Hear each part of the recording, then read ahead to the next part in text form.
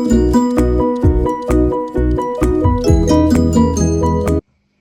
sweet peeps. Well, welcome back. Part two. As some of you may have seen, my first one, something went wrong in the filming, which would be yours truly. Not a professional filmer.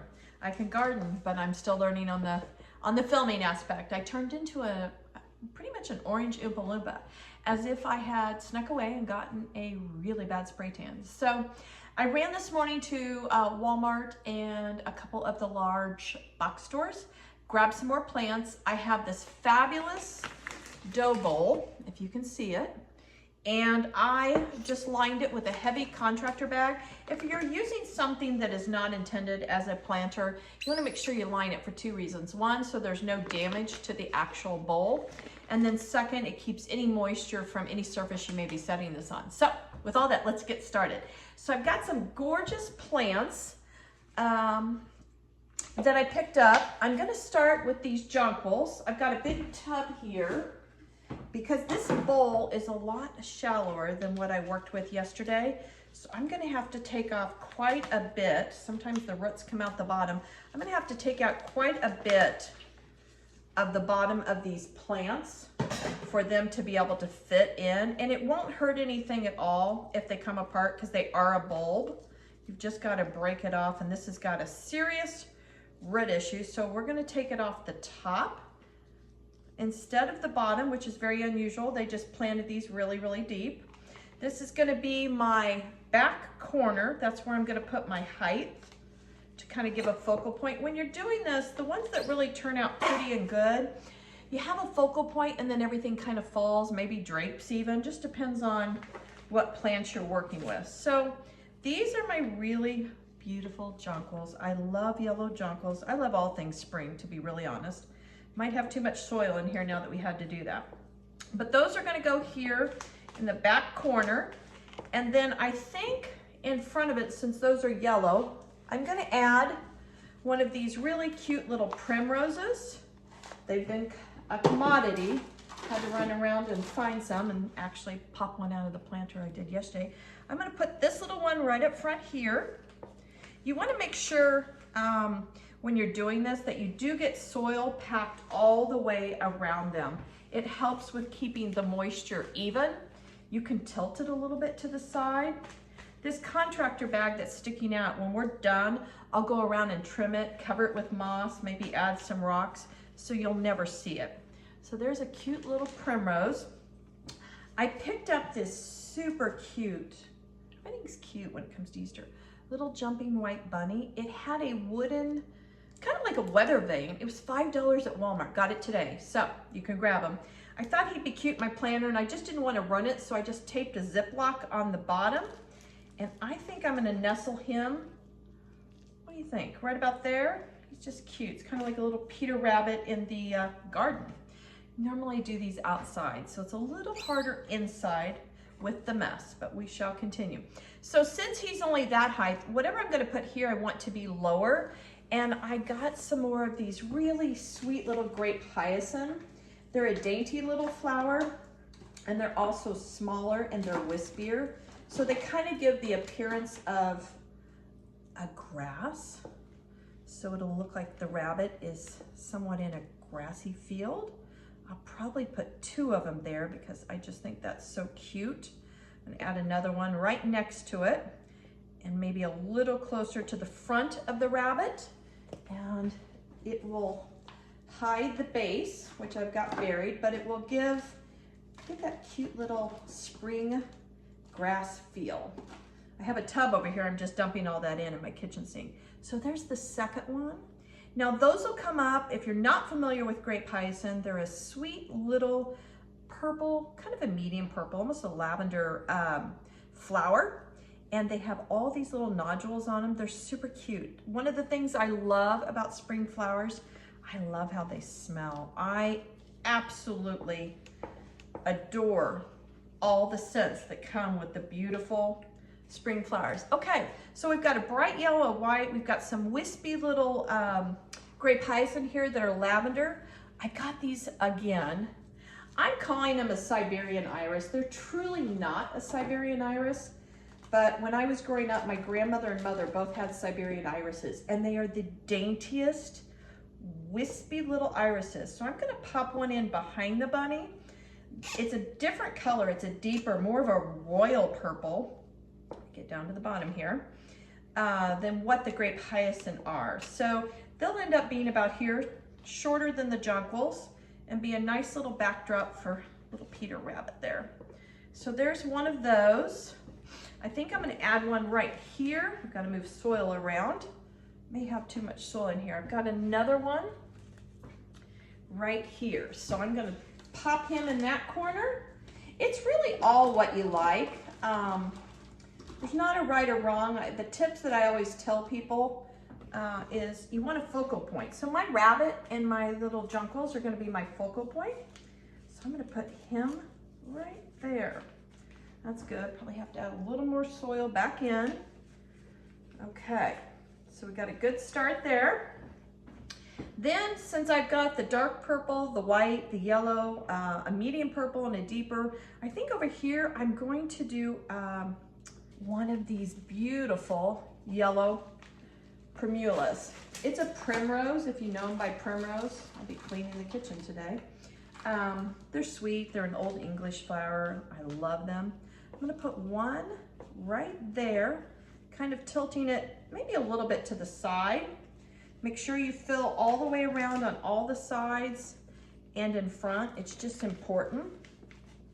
Otherwise, that plant will dry out because it doesn't have the soil around him. I'll tamp all this down when I'm done. And then I think my very last flower, I have these gorgeous large hyacinth in, and save my crocus for my small arrangement since these are so much bigger. These pots are huge. I've got a disaster mess going on.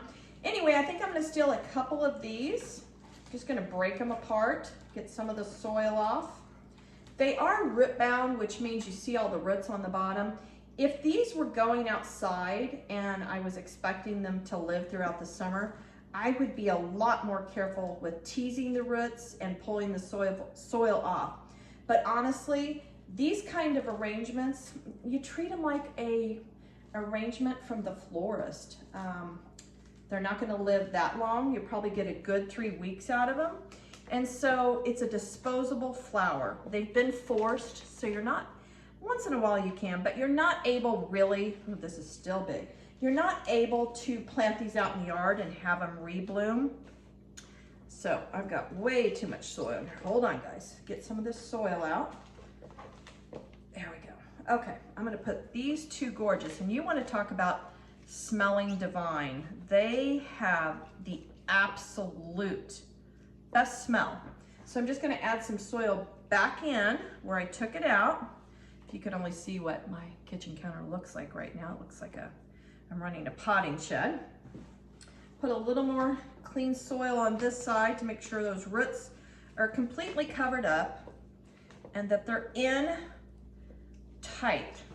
Kind of pack my soil in to hold everything. Maybe just a little more right there. Okay, so everything is in and planted. It may look a little sparse, but these get large blooms on them. These will be feathery. All right, so now you're just gonna go around real quick, make sure you've got everything tamped in, make sure you're below the sides of your arrangement. And then I've got right here, moss. I absolutely love moss. This moss I picked up actually at the lake. It was just growing in our yard.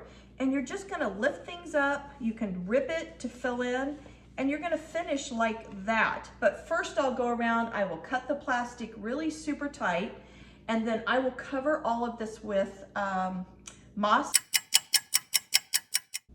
Okay, all right, I did a quick cleanup. So what I'm gonna do, I'm gonna have to come around front here, is I wanna cut this plastic as close as I can to the edge of the bowl.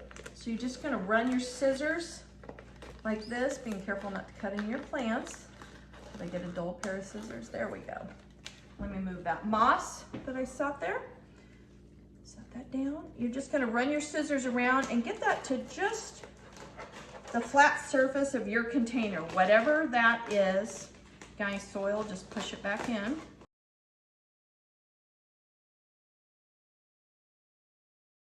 All right. right, so once you have all this plastic cut, all you're basically doing is hiding the edge where it meets the bowl. I'm choosing to use moss. You could use rocks. I found these great rocks today at Walmart. They're just a really beautiful black polished rock.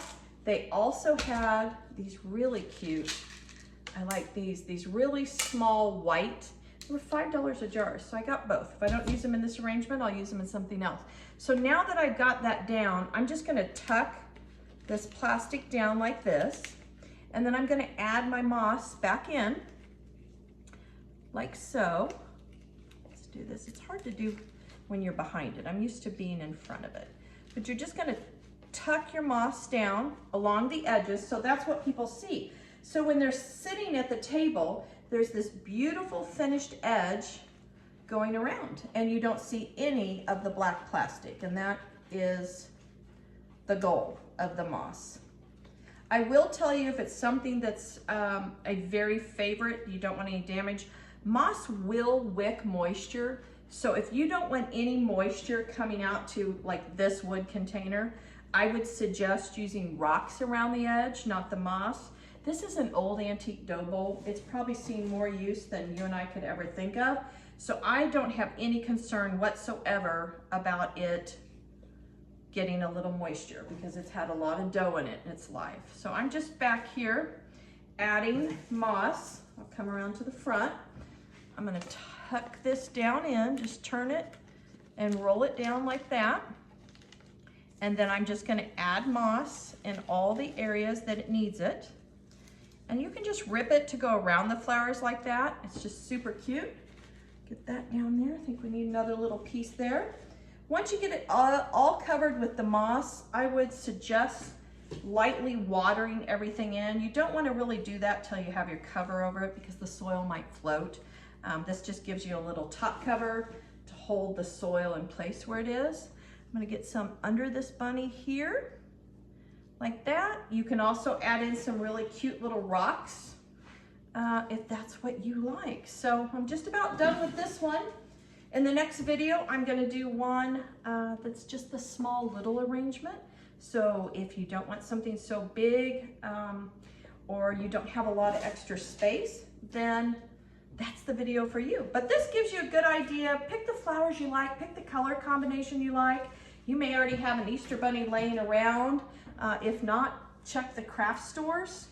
I saw some darling white ones at Hobby Lobby the other day. Everything was 50% off. So they would have been like $7 or $8. So there you go. This is what it looks like. Hope you guys enjoyed this video, and I'll see you in the next one. Bye.